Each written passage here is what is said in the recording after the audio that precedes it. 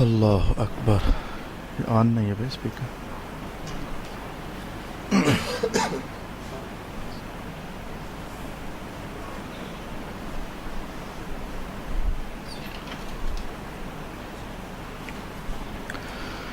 اعوذ باللہ من الشیطان الرجیم. بسم اللہ الرحمن الرحیم. سورة أنزلناها وفرضناها وأنزلنا فيها آيات بينات لعلكم تذكرون. الزانية والزاني فاجلدوا كل واحد منهما 100 جلدة ولا تأخذكم بهما رأفة في دين الله إن كنتم تؤمنون بالله واليوم الآخر وليشهد عذابهما طائفة من المؤمنين. صدق الله مولانا العظيم. الصلاة والسلام عليك يا سيدي يا رسول الله.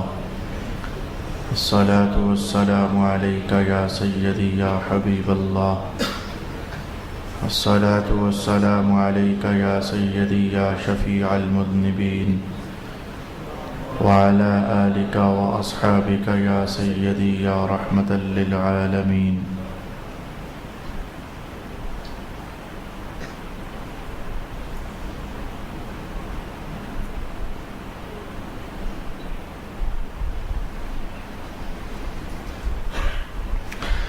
اللہ ہی کے نام سے شروع کرتا ہوں جو نہایت رحم فرمانے والا بہت مہربان ہے. یہ ہے وہ سورت جو ہم نے نازل فرمائی اور ہم نے اس کے احکام کو فرض کیا اور ہم نے اس میں واضح آیتیں نازل فرمائی تاکہ تم نصیحت حاصل کرو. زانیہ عورت اور زانی مرد، ان میں سے ہر ایک کو تم 100 کوڑے مارو اور ان پر شرعی حکم نافذ کرنے میں تم کو ان پر رحم نہ آئے اگر تم اللہ پر اور روز قیامت پر ایمان رکھتے ہو. اور ان کی سزا کے وقت مسلمانوں کی ایک جماعت حاضر ہونی چاہیے. صدق اللہ مولانا العظیم. اللہ کی رحمت سے آج باقاعدہ سورۃ نور کے مضامین کا آغاز ہو رہا ہے. آج کی نشست میں تلاوت کردہ پہلی آیت میں 2-3 طریقے سے ہم گفتگو سیکھیں گے. فرمایا یہ سورت ہے، اس سورت کو ہم نے نازل کیا ہے، اس سورت میں ہم نے فرائض رکھے ہیں اور ہم نے اس کے اندر بڑی واضح آیتیں اتاری ہیں. بات سمجھنے کے لیے ایک سوال اٹھانا چاہوں گا. یہ کہنا کہ یہ سورت ہم نے نازل کی، ساری صورتیں اللہ ہی نے نازل فرمائی، اس کے بارے میں کیوں کہا جا رہا ہے کہ یہ سورت ہم نے نازل فرمائی؟ پھر یہ کہنا کہ ہم نے اس میں بڑے فرائض رکھے ہیں، تو کتنی ہی صورتوں کے اندر اللہ نے فرائض رکھے ہیں، اسی کے بارے میں کہنے کا مطلب کیا ہوا کہ اس میں ہم نے فرائض رکھے ہیں؟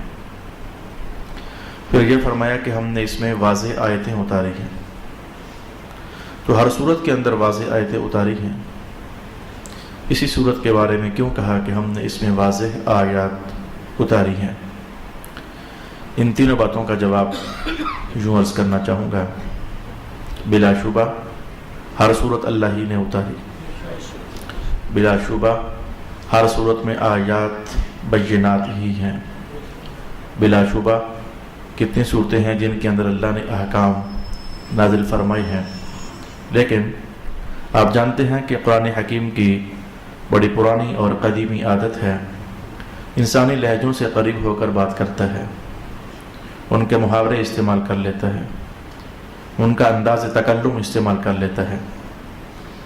جس ماحول میں انسان جس طریقے سے بات کرنا چاہتے ہیں ان اتار اور چڑھاؤ کو قرآن حکیم استعمال کرتا رہتا ہے.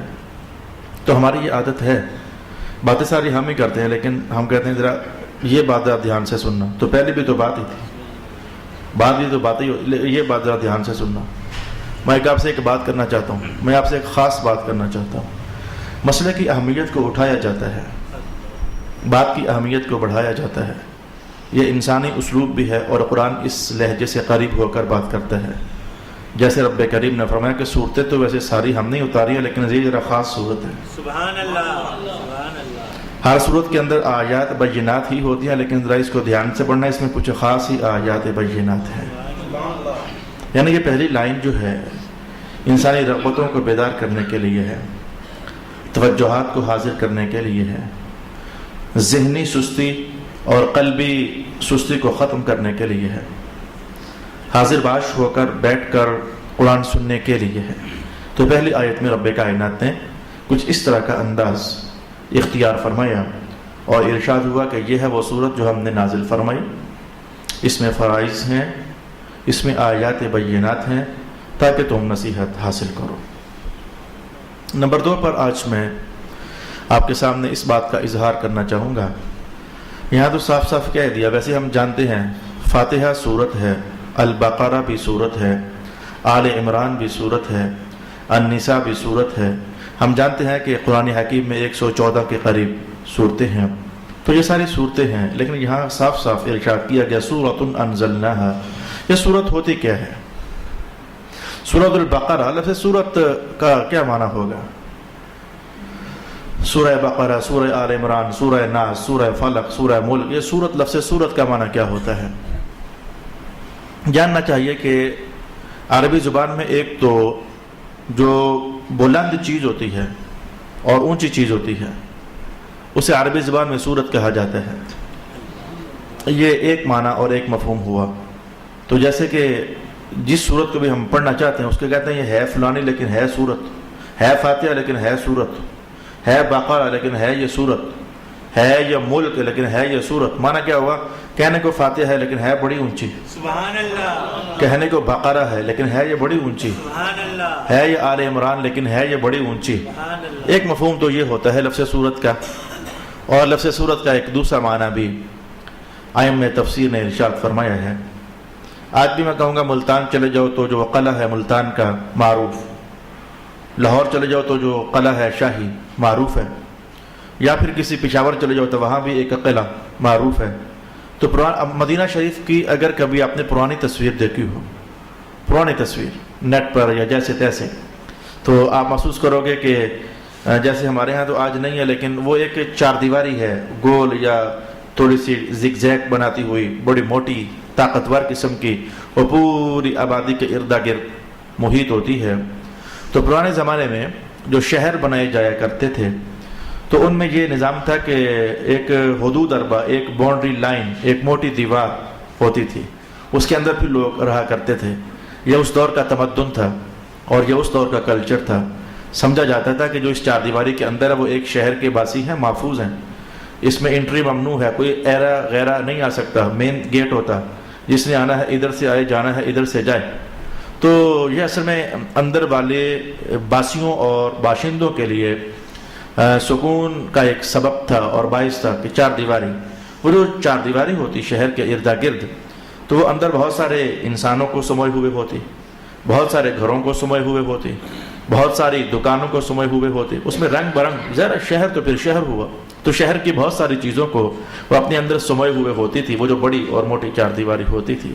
بنیادی طور پر اس شہر کے ارد گرد ہونے والی دیوار کو جو موٹی اور طاقتور اور مضبوط اور اپنے اندر رنگ برنگ لیے ہوئے ہوتی تھی, اسے کہا جاتا تھا سور البلد, شہر کی 4 دیواری.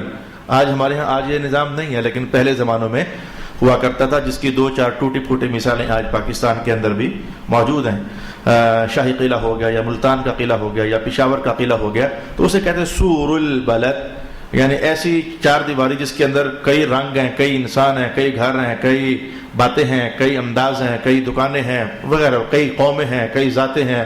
اب اسی مناسبت سے سورۃ الفاتحہ کو بھی کہا یہ سورت ہے, بقرہ سے کہا گیا یہ بھی سورت ہے, اور نساء کو کہا گیا یہ بھی سورت ہے. معنی یہ تھا کہ یہ ایک سورت ہے, اس کے اندر جھانکو نا, اس میں کئی رنگ ہیں توحید کے, کئی باتیں ہیں مذہب کی، کئی عنوان ہیں اقوام کے، اور کئی باتیں ہیں کلچر اور تہذیب اور تمدن کی. اس میں بڑے رنگ ہیں اللہ کی قدرت کے، بڑے بیانات ہیں اللہ رب العالمین کے قدرت کے، مشاہد اور مناظر کے. وہ جو ایک صورت ہوتی ہے وہ اپنے اندر کئی رنگ کی باتیں، کئی عنوانات کی باتیں چونکہ سمے ہوئے ہوتی ہے، اس لیے قرآن پاک کی تمام صورتوں کو لفظ صورت کا نام دے دیا جاتا ہے. میرا خیال یہ ہے کہ میں اور ابحاث لفظ صورت پر نہ بھی کروں تو مقصد کو جاننے کے لیے آج گزارا ہو گیا کہ آخر صورت کو صورت کہا کیوں جاتا ہے. یا تو اس لیے کہ یہ ہر صورت ہی بڑی عظیم الشان ہوتی ہے، رفیع المرتبت ہوتی ہے، اور یا پھر اس لیے کہ جیسے شہر کی بڑی دیوار اپنے اندر بہت رنگ برنگ سمے ہوئے ہوتی ہے، تو ہر صورت کی شان یہ ہے کہ اس کے اندر بڑے بڑے عنوانات ہوتے ہیں، بڑی قدرت کے نشان ہوتے ہیں، توحید کا بیان ہوتا ہے، رسالت کی کہانیاں ہوتی ہیں، سابقہ انبیاء اور اقوام کے حوالہ جات ہوتے ہیں، اس لیے اس کو بھی صورت کہہ دیا جاتا ہے.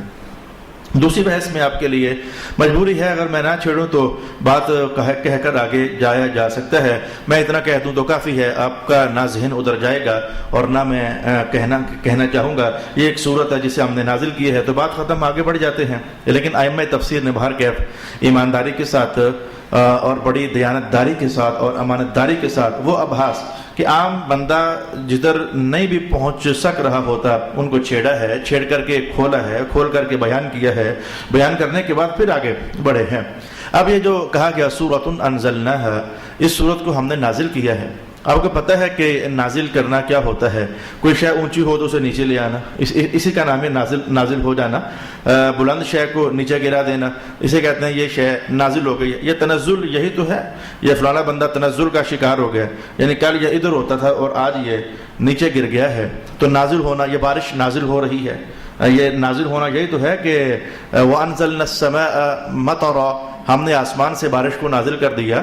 تو من السماء مطرًا، یہ آسمان بلندی سے نیچے کی طرف آنا، تو اس کے لیے لفظ انزال استعمال کیا جاتا ہے.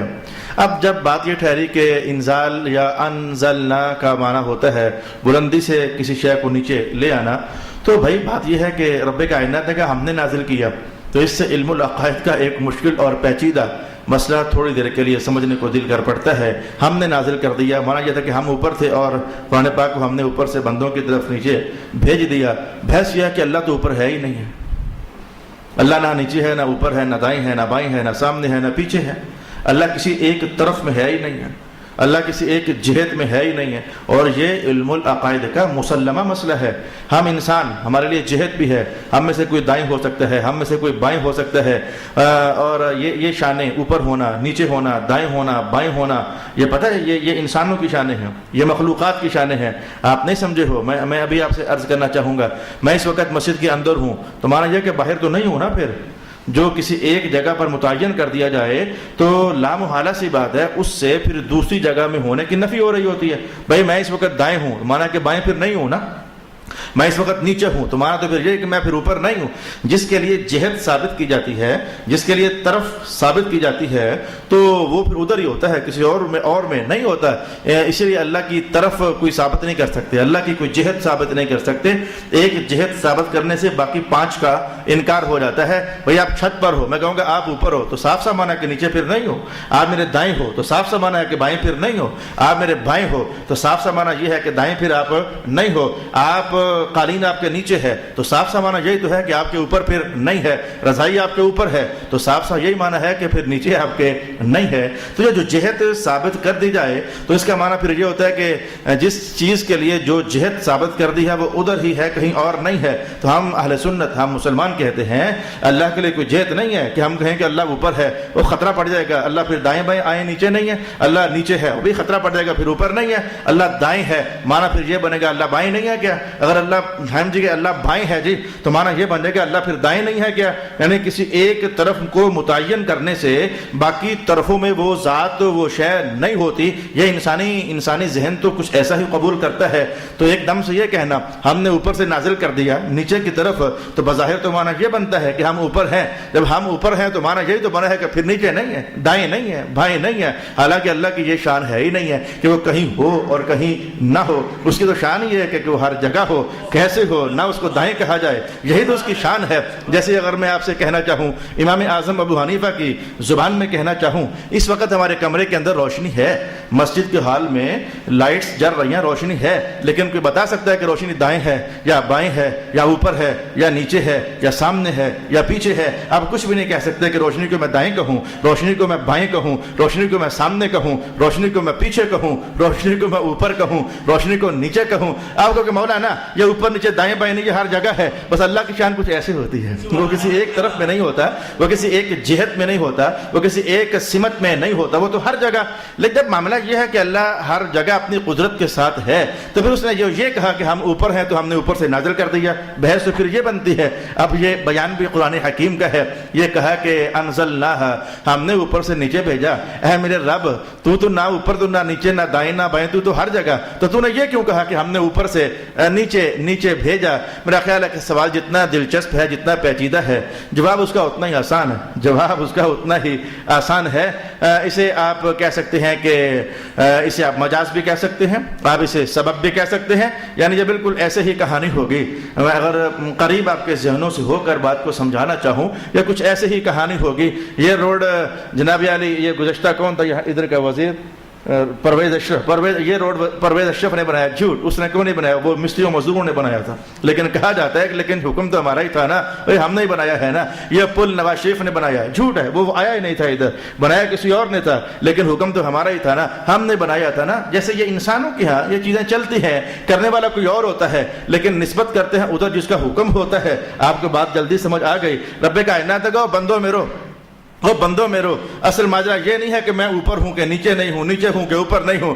اصل میں قرآن آیا اوپر سے ہے، آیا نیچے ہے۔ لانے والے جبریل تھے، تو جبریل اوپر بھی ہوتے ہیں نیچے بھی ہوتے ہیں، اوپر سے نیچے لا سکتے ہیں، نیچے سے اوپر جا سکتے ہیں۔ ان کے لیے کوئی ایک جہت ہو سکتی ہے جہاں وہ ہوں تو باقی جگہ نہ ہوں، یا ان کی شان ہو سکتی ہے۔ یہ لایا جبریل ہے، اوپر سے نیچے لے کر آیا، لیکن چونکہ آرڈر ہمارا تھا نا، اس لیے کہا کہ ہم نے نازل فرمائی ہوئی ہے سورۃ انزلناہا۔ یہ چونکہ آرڈر ہمارا تھا، حکم ہمارا تھا، اس لیے ہم نے یہ کہہ دیا کہ سورۃ انزلناہا وفرضناہا۔ وہی بات جو درد والی ہے، وہی بات جو رولے والی ہے، وہی بات جو دکھ والی ہے۔ ان ابحاث کو آج شاید آپ کے لیے آپ محسوس کرتے ہو گے آپ کی اتنی قابل توجہ نہیں ہے، اس سے ہمیں کیا حاصل ہوا وغیرہ وغیرہ، لیکن ماحول نہ رہا نا، علم کا ماحول نہ رہا، تفسیر پڑھنے کا عنوان نہ رہا، اور قرآن حکیم کو قریب سے گہرائی سے پڑھنے کا، سمجھنے کا ملکہ اور عادت راسخہ چونکہ ختم ہو گئی۔ ہم اخبار پڑھیں، ہم ڈائجسٹ پڑھیں، ہم ناول پڑھیں، ہم نیٹ سرچ کریں، ہم یہ اور وہ تو پڑھیں، لیکن قرآن کو اتنے قریب سے نہ پڑھیں۔ لیکن جس دور میں میرے بھائی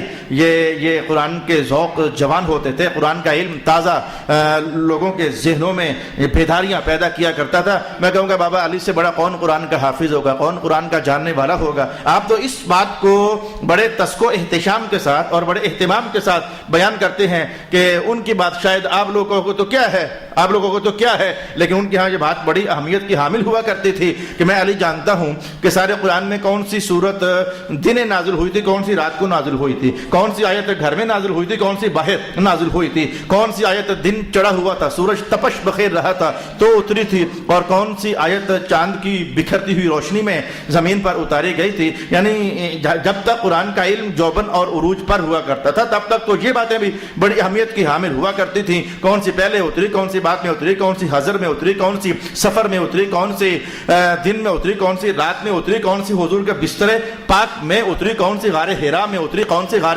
ثور میں اتری، کون سی طائف میں اتری، کون سی حنین میں اتری، کون سی بدر اور احد میں۔ یعنی یہ باتیں بڑی اہمیت کی حامل ہوا کرتی تھیں۔ چلیں میں لگا رہتا ہوں، کوشش کرتا رہتا ہوں، اکابرین امت نے جس انداز میں، جس رنگ میں قرآن کو جو ٹچ دیا ہے اسے سیکھنے کا اہتمام کیا جائے اور سمجھنے کا اہتمام کیا جائے۔ ارشاد گرامی ہوا سورۃ انزلناہا وفرضناہا، باقی فرضناہا یہ ہم نے فرض کر دیا، اس کا معنی وہ پیچیدگیاں نہ بھی عرض کروں تو آپ کا سمجھ آ گیا ہے کہ فرضنا کا معنی ہوتا ہے لازم کر دیا۔ اس صورت کے احکام کو ہم نے لازم کر دیا ہے، لعلکم تذکرون، تاکہ تم اس سے نصیحت حاصل کر سکو۔ پہلی آیت کو میں نے 2 3 4 مختصر دور حاضر میں نہ ابھرتی ہوئی لیکن قدیم دور میں بڑے جوبن کے ساتھ ابھرتی ہوئی ابحاث چند ایک آپ کے سامنے بیان کی ہے۔ اس کے بعد باقاعدہ قرآن حکیم اب جھنجھوڑے گا، باقاعدہ قرآن حکیم اب بیدار کرے گا، باقاعدہ قرآن حکیم اب ڈرائے گا، باقاعدہ انسانی ذہنوں پر جیسے تازیانے برسائے گا۔ قرآن حکیم نے کہا الزانیۃ والزانی، زنا کرنے والی عورت اور زنا کرنے والا مرد، ان کا حکم یہ ہے فَاجْلِدُوا كُلَّ وَاحِدٍ مِّنْهُمَا، ان میں سے ہر ایک کو 100 کوڑے مارو، 100 جلدہ، 100 کوڑے ان کو مارو۔ وَلَا تَأْخُذْكُمْ بِهِمَا رَأْفَةٌ، ایک حکم تو یہ ہو گیا، اس حکم کو ہم نے کافی ڈیٹیل کے ساتھ سمجھنا ہے، یہ اگلی الگ حکم کہانی ہے۔ وَلَا تَأْخُذْكُمْ بِهِمَا رَأْفَةٌ فِي دِينِ اللَّهِ، جب کوڑے ان پر برسائے جا رہے ہوں تو تمہارے دل میں ان کے معاملے میں نرمی نہیں آنی چاہیے۔ اس کو درد ہو رہی ہوگی، اس کو تکلیف ہو رہی ہوگی، وہ ذرا چھوڑ دو جی، 100 نہ مارو 80 مارو جی، یہ تمہارے دل میں نرمی پیدا نہیں ہونی چاہیے۔ یہ اگلی بات رب کائنات نے ارشاد فرمائی۔ اور تیسری بات یہ ہے وَلْيَشْهَدْ عَذَابَهُمَا طَائِفَةٌ مِّنَ الْمُؤْمِنِينَ، اور یہ ہے کہ جب ان کو سزا دی جا رہی ہو تو یہ کسی بند کمرے میں نہیں بلکہ کھلے عام اور لوگوں کا ہجوم ہونا چاہیے، ان کے اندر ان کو سزا دینی چاہیے۔ اب یہ کہنے کو ایک آیت ہے، لیکن اس ایک آیت کو سمجھنے کے لیے مجھے لگتا یہ ہے کہ ہمیں ایک نشست نہیں، 2 نشستیں نہیں، 3-4 نشستیں درکار ہوں گی۔ جو مختصر ابحاث ہیں انہیں تو میں ابھی آپ کے سامنے کلیئر کر دیتا ہوں۔ پہلی بحث تو میں یہ عرض کرنا چاہوں گا، آیت کے آخری حصے کی طرف سے ہم واپس آتے ہیں، جو مختصر ابحاث ہیں وہ میں آپ کے لیے ابھی بیان کر دیتا ہوں۔ پہلی بحث جو بالکل ہے آیت کے 3 نمبر پر پڑی ہوئی ہے کہ جب زنا کرنے والوں کو سزا دی جائے، اور صرف زنا کرنے والوں ہی کو نہیں، یہ تو ایک عنوان ہے، جب چوروں کے ہاتھ کاٹے جائیں یہ دوسرا عنوان ہے، جب قصاص میں کسی کو قتل کیا جائے یہ تیسرا عنوان ہے، یعنی جو اللہ کی حدود ہیں، جب شراب پینے والے کو کوڑے برسائے جائیں یہ چوتھا عنوان ہے، جب تہمت لگانے والے کی پیٹھ لال کی جائے یہ 5واں عنوان ہے، جب رجم کیا جائے تو یہ 6واں عنوان ہے۔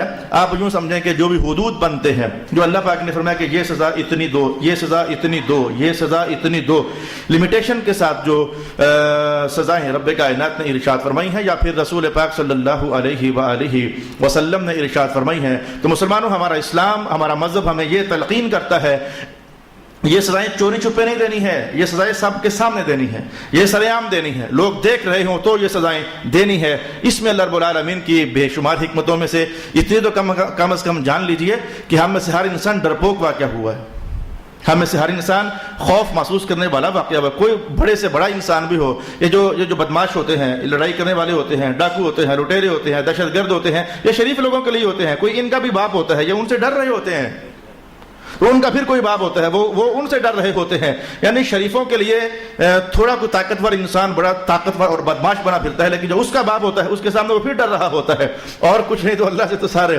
ڈرتے ہی ڈرتے ہیں۔ تو انسان فطری طور پر اپنے نقصان سے خوف کرنے والا واقعہ ہوا ہے، اپنی عزت کو پائمال ہونے سے خوف کرنے والا واقعہ ہوا ہے، اپنے آپ کو درد سہنے سے خوف کرنے والا واقعہ ہوا ہے۔ تو اللہ تعالیٰ جانتا ہے ان انسانوں کو ہم نے بنایا ہے، یہ ڈر رکھتے ہیں، خوف رکھتے ہیں، نقصان ہو جائے گا، درد ہوگی، تکلیف ہوگی، اذیت ہوگی، بیماری ہو جائے گی، تو لہذا فرمایا گیا کہ جب اس کو پھینٹی لگانی ہے تو ذرا 40-50 اور بھی دیکھ رہے ہوں، جب اس کا آہو فغاں، اس کا درد نالا اور اس کی چیخ و پکار باقی 50 سنیں گے نا تو سزا اس کو ملی ہے، لیکن 50 بندے ویسے ساتھ ٹھیک ہو جاتے ہیں۔ یہ اللہ کا نظام ہے، جیسے کہ کہیں ایک مقام پر میں کہوں کہ ادھر ہی او خدا کے بندو، کیا ایسا نہیں ہے کہ لطیفہ، چلو لطیفہ سنا دیتا ہوں، بات ایسے ہی میں کہنے والا تھا، لیکن وہ جو کتابوں کے اندر، اخباروں کے اندر، تراشوں کے اندر وہ لطیفے بنتے ہیں تو لطیفہ سنا دیتا ہوں۔ لطیفے کے اندر چلو اچانک بات آ گئی تو میرا مقصد اس میں پوشیدہ ہے کہ کوئی صاحب بس میں سوار ہوئے تو سیٹ نہیں تھی خالی، اب انہوں نے سیٹ حاصل کرنی تھی، انہوں نے ایک دم سے شور ڈال دیا، وہ سانپ آ گیا،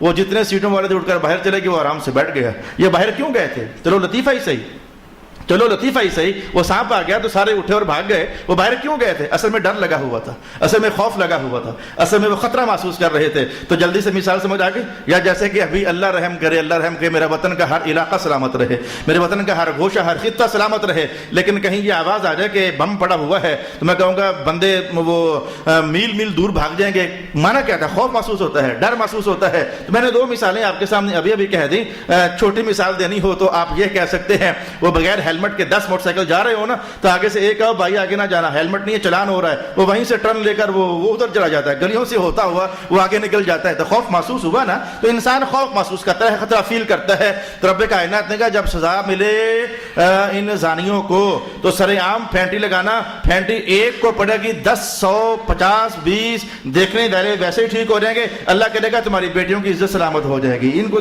سر عام ان کو ذلیل کرنا ہے. ایک چور کے ہاتھ کاٹے جائیں گے تو 100 بندہ جو دیکھ رہا ہے ویسے اس کے دل میں خوف آئے گا اور وہ آئندہ چوری کا سوچ بھی نہیں سکے گا. یہ مختصر بحث تھی, میں نے آپ کے لیے بیان کر دی. ایک اور مختصر بحث ہے, میں آپ کے لیے جلدی سے کہنا چاہوں گا, لیکن مجھے کہتے ہوئے شرمندگی بھی ہو رہی ہے, دکھ بھی ہو رہا ہے, تکلیف بھی ہو رہی ہے, اور یہ بھی احساس ہے کہ امانت ہے اللہ رب العالمین کی, مفسرین نے چھیڑی ہے, قرآن نے بیان کی ہے. اب روکوں بھی تو کس لیے, بیان نہ کروں تو کس لیے, بیان کرنی بھی ہے. بھائیوں ذرا حیا آپ کو آنی چاہیے, باپو حیا ذرا آپ کو آنی چاہیے, بیٹو حیا ذرا آپ کو آنی چاہیے, جو بھی گھر کے سربراہ ہو حیا ذرا آپ کو آنی چاہیے. یعنی یہ جملہ میں بھی سربراہ ہوں, میں بھی کسی کا بھائی ہوں, میں بھی کسی کا بیٹا ہوں, میں بھی کسی کا خامند ہوں, میں بھی آپ کے ساتھ ہوں, ہم سب کے ساتھ نام رب کائنات نے یہ بات کہی ہے. اور ذرا دیکھتے ہیں کون ہے جو اللہ کے اس حکم کی آواز پر لبیک کہتے ہوئے آئندہ احتیاط کرے گا, سنبھلے گا, گھر کو سنبھالے گا.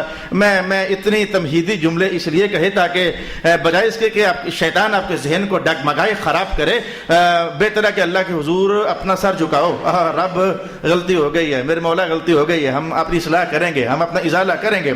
2 آیتیں آپ کے سامنے لانا چاہوں گا, پھر وہ مقصد میں آپ سے کلیئر کر پاؤں گا. یہ زنا کا عنوان چھڑا, یہاں زنا کا عنوان چھڑا. رب کائنات نے کہا الزانیۃ والزانی, سزا دینی ہے لیکن پہلے عورت کو سزا دینی ہے. الزانیۃ, عورت کو پہلے کوڑے مارو. والزانی, مرد کو بھی مارنے لیکن مرد کا نام بعد میں, پہلے عورت کو پھینٹی لگاؤ. زنا کرنا بھی پہلے عورت کی کھچائی کرو ذرا, اس نے کیوں یہ کیس واقعہ ہوا. اچھا تو ایک اور مقام پر چلتے ہیں, 6واں سپارہ سورۃ المائدہ, السارق والسارقۃ فاقطعوا ایدیہما. یہ چوری واقعہ ہو جائے نا تو رب کائنات کا پہلے مرد کو پھینٹی لگاؤ, ہاتھ اس کا پہلے کاٹو. السارق, چور کا ہاتھ پہلے کاٹو. السارقۃ, چورنی جو ہے وہ عورت جو ہے اس کا ہاتھ ذرا بعد میں کاٹنا ہے. یہ بحث قرآن پاک نے کہی ہے تو سمجھنے والوں نے سمجھی ہے, بتائی ہے ہمیں. رسول اللہ علیہ السلام نے خود ارشاد فرمایا. قرآن حکیم میں آگے جا کر یہ مزید وضاحت کے ساتھ یہ بات آنے والی ہے. زنا کی سزا دینے کے لیے کہا پہلے عورت کو پھینٹی لگاؤ, کوئی بات ہے. چور کو سزا دینے کے لیے کہا پہلے مرد کا ہاتھ کاٹو, کوئی بات ہے. اللہ کا کلام ایسے نہیں ہوتا, بے ربط نہیں ہے, بے حکمت نہیں ہے, بے وجہ نہیں ہے کہ وہ تکا لگ گیا ہے کہ چور کی بات کرتے ہوئے یہ کہہ بیٹھا اللہ تعالیٰ کہ پہلے مرد کے ہاتھ کاٹ دو, اور زنا کی بات کرتے ہوئے اللہ تعالیٰ یہ کہہ چکا پہلے عورت کو سزا دے دو. یہ تکا نہیں ہے, کہ بے فائدہ بے ربط کلام نہیں ہے, بات ہے, ایک بات ہے, حکمت ہے اللہ رب العالمین کے ہاں. ہم جاننا چاہیں گے, امام فخر الدین رازی اور دیگر ائمہ تفسیر نے کہا کہ چوری کرنے کے لیے جوان, ہمتی اور بہادری چاہیے ہوتی ہے. یہ عورت میں کم ہوتی ہے, مرد میں زیادہ ہوتی ہے. گویا چوری کرنے کا داعیہ سبب مرد مضبوط سبب ہوتا ہے چوری کرنے کے لیے. پہلے اس کو پھینٹی لگاؤ. عورتیں تو ان کے تابع ہو کر کے, عورتیں بھی ڈکیتیاں کرتی ہیں آج کل, وہ مردوں کے ساتھ تابع ہو کر, وہ انوالومنٹ ہوتی ہے فون کے ذریعے یا آگے پیچھے کچھ, لیکن عورتوں کو اتنا جگرا نہیں ہوتا کہ وہ اکیلی ہی چلی جائیں چوریاں کرنے کے لیے, سرے عام ڈکیتیاں کرنے کے لیے. اللہ پاک جانتا ہے چوری کرنے کے لیے ہمت چاہیے, دل بڑا چاہیے, جگرا چاہیے, طاقت چاہیے, زور آوری چاہیے. تو یہ سبب مرد کے اندر زیادہ ہے. پھینٹی لگاؤ, اس کو ہاتھ کاٹو, پہلے مرد کو اٹھاؤ, اس کے ہاتھ پہلے کاٹو, اور اس کے تابع تھی نا پھر بعد میں اس کے ہاتھ کاٹنا. اچھا یہ بات بھی ہو گئی. اب زنا کی باری. مولا کائنات نے پہلے عورت کی شامت لاؤ, پہلے اس کو پھینٹی لگانی ہے. ائمہ تفسیر نے کہا کہ راز یہ ہے عورت نہ بن سنور کر نکلے, نہ بے نقاب ہو کر نکلے, نہ آنکھ ڈلے, نہ دل میں حرکت پیدا ہو, نہ خرابی پیدا ہو. زنا کرنے کے لیے عورتیں خود جو ہیں, اللہ رب العالمین سب بیٹیوں کی حفاظت فرمائے, ہماری ماؤں کی حفاظت فرمائے, ہماری بہنوں کی حفاظت فرمائے, پاکیزان اللہ تعالیٰ نصیب فرمائے. لیکن اگر عورتیں بے نقاب ہو کر نہ نکلیں, کس کی نظر پڑے گی؟ بے حجاب ہو کر نہ نکلیں, کس کی نظر پڑے گی؟ باریک کپڑے پہن کر نہ نکلیں, کس کی نظر پڑے گی؟ بازو سلیو لیس کپڑے پہن کر نہ نکلیں, کون دیکھے گا؟ اور رنگ برنگ میں اتر کر نہ آئیں تو کون دیکھے گا؟ گویا یہ خود سبب بناتی ہیں, یہ اٹریکشن بناتی ہیں, اور پھر شیطان بھی تو ساتھ ہی ہوتا ہے. لہذا آپ کو سمجھنا چاہیے, آپ کو سمجھنا چاہیے اتنا بڑا گناہ کہ جس کے لیے بعض اوقات یہ بھی کہا کہ بندے کو مار ہی دیا جائے. اگرچہ مارنا آپ لوگوں نے نہیں ہے, وہ حدود کی بحث آگے آئے گی, بندے کو مار ہی دیا جائے, لیکن قرآن حکیم نے کہا کہ اس کا بڑا سبب عورتیں ہی بنتی ہیں. یہ کیوں بے حجاب ہوتی ہیں, یہ کیوں بے نقاب ہوتی ہیں, یہ کیوں کم از کم رنگ برنگ کر کے تو اوروں کے لیے شیطان کو گناہ کی دعوت کا سبب فراہم کرتی ہیں. تو کیا پھر باپوں کے نام پیغام نہیں بنتا ہے؟ کیا بیٹوں کے نام پیغام نہیں بنتا ہے؟ کیا بھائیوں کے نام پیغام نہیں بنتا ہے؟ کیا پھر خاوندوں کے نام پیغام نہیں بنتا ہے کہ اگر کسی گھر کی عزت لوٹی ہے، او ابا تو کرتا کیا رہا تھا؟ تجھے اپنی بیٹی سنبھالی نہیں گئی؟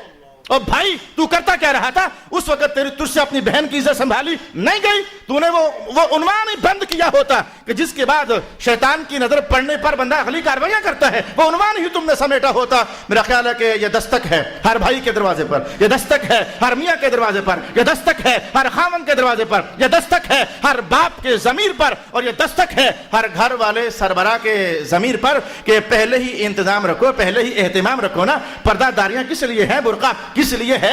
سج سنور مزین ہو لیکن اپنے خامن کے لیے، بیگانوں کے لیے کیوں؟ زینت بن لیکن اپنے گھر کے اندر، بیگانوں کے لیے کیوں؟ اعوذ باللہ من الشیطان الرجیم۔ جتنی زور آوری سے قرآن نے کہا اتنی ہی زور آوری سے میں نے یہ پیغام آپ کی تک پہنچانا چاہا ہے۔ اس کے بعد اللہ کے حوالے ہے کون اپنے گھروں کی خواتین کو بچا لیتا ہے، کون باقاعدہ برقع ان کے چہروں پر نقاب ڈلوا لیتا ہے، کون شیطان کی نظروں کو انشاءاللہ ان قریب، چونکہ یہ عنوان میں نے کہا تھا کہ ایک آدھ نشست میں سمٹنے والا نہیں ہے۔ آیت تو میں نے تلاوت کر دی ہے لیکن ابھی اس میں ہمیں بہت ساری ابحاث دیکھنی ہے، تو آئندہ کے نشستوں میں جب ہم جائیں گے پہنچیں گے تو آپ کو محسوس ہوگا کہ رسول پاک علیہ الصلوۃ والسلام نے کہاں پہرا لگایا ہے۔ اب آپ کو اگلے رکوع میں آنے والی آیت جو شاید مجھے ابھی کئی بار پڑھنی پڑ جائے، سمجھ آئے گی کہ رب کائنات نے کیا کہا، قل للمؤمنین یغضوا من ابصارہم، ایمان والو نظریں نیچی رکھو شرمگاہیں بچ جائیں گی۔ سبحان اللہ۔ پہلا کمال اشارت کرنے میں نظر کا ہوتا ہے۔ وَقُلْ لِلْمُؤْمِنَاتِ يَغْضُضْنَ مِنْ أَبْصَارِهِنَّ، ایمان والی عورتوں تم بھی نظریں نیچی رکھ کر چلو تاکہ شرمگاہیں اللہ تعالیٰ محفوظ فرما دے۔ یہ نظروں سے پہلا تیر گناہ کا برآمد ہوتا ہے، اور اس کے بعد پھر وہ کرتے کرتے محرکات اور اسباب اور دواعی وغیرہ وغیرہ بندہ کہاں سے کہاں اپنے آپ کو دوزخ کا ایندھن بنا لیتا ہے۔ وآخر دعوانا الحمد للہ رب العالمین۔